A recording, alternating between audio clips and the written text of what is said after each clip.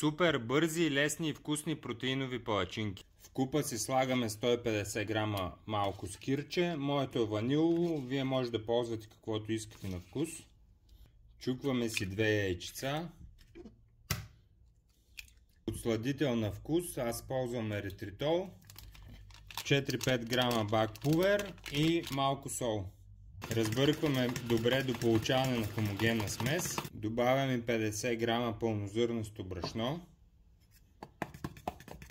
Много малко топла водичка, за да стане. Сърмяме си средно големи палачинки.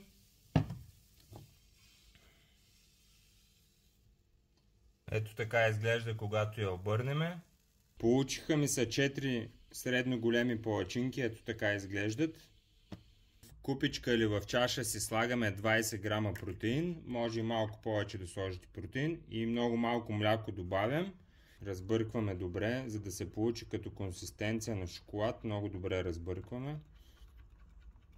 Поливаме отгоре получената смес от протеина и млякото. Горе си слагаме плодове по ваш избор, аз ще сложа ягоди и боровинки.